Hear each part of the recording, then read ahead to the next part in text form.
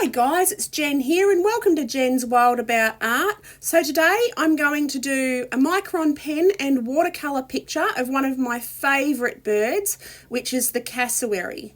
So this particular bird I've seen many times at Melbourne Zoo.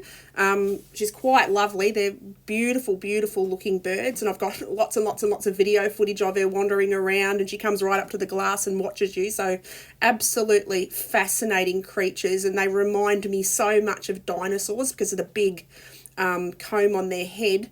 They're just magnificent birds. So I'm going in with my 005 Micron pen, and I'm just doing over the outline that I'd done in pencil. As you can see, I've altered a few of the lines because I wasn't quite happy with the length of the comb, and I wasn't quite happy with the length of the beak, so I've just altered that literally as I've gone along. So I'll be adding colour with my sennelier watercolours today. So I'm going to start going in now. I've done the outline. I'll fill her in with my senneliers. So the first colour I'm using is my neutral tint. I've gone into the comb with neutral tint and a little bit of yellow ochre to brown it off or greeny it off. Because there is a little bit of, the reflection probably from the photograph, but it's a little bit green in her comb. And now I go back over the front of it with a little bit of burnt umber and ultramarine and just take that around where I can see shadows. And now I'm adding just a little bit of Venetian red in there and just let that wash in with the rest of it. So I'm going into her eye with some yellow and then some orange just to give some different tonal variations throughout her eye. And I also add a little bit of Venetian red to the top of her eye. And now in with her beak, I just go in, I mix up a grey with my burnt umber and ultramarine and just take that all around her beak and slightly different consistencies, so you get different tonal values around the different spots on her beak or different places on her beak. Like around her eyes quite dark, under her chin's quite dark.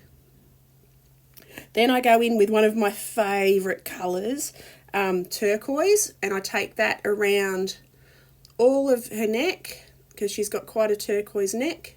And then underneath, well, I'm calling her a she. I'm assuming she's a she. I'm not 100% sure because it's got a feminine name at the zoo. I can't remember it offhand, but it's a girl name and I can't remember. So I'm calling it a her. But and then I make up a bit of ultramarine and a little bit of red to make a purpley colour to take that down the front of her neck. Then a teeny tinge of green for the back of her head. And they've got quite rough skin on the backs of their necks, so I'm just sort of dotting that in while wet on wet, just to give the effect of this sort of spotty texture on the back of their neck.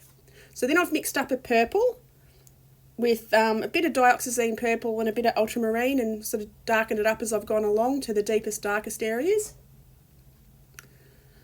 And they've got red on their neck decorations. I'm not sure what those things are called, but they're for display. And now I'm going in with some neutral tint for the back feathers and then just below the neck. Just zoom out a little bit for you guys. And now I'm just going to add some more tonal values just in certain areas. So I'll pop some gouache around the comb as well because she has got reflections on her comb.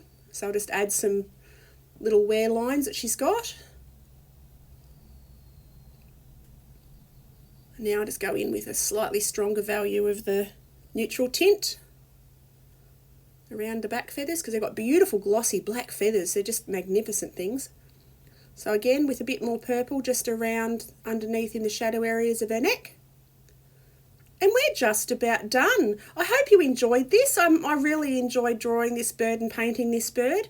I'd love it if you click like and subscribe, and I'll see you guys for the next video. Have an awesome day and I'll see you then. Okie doke, bye.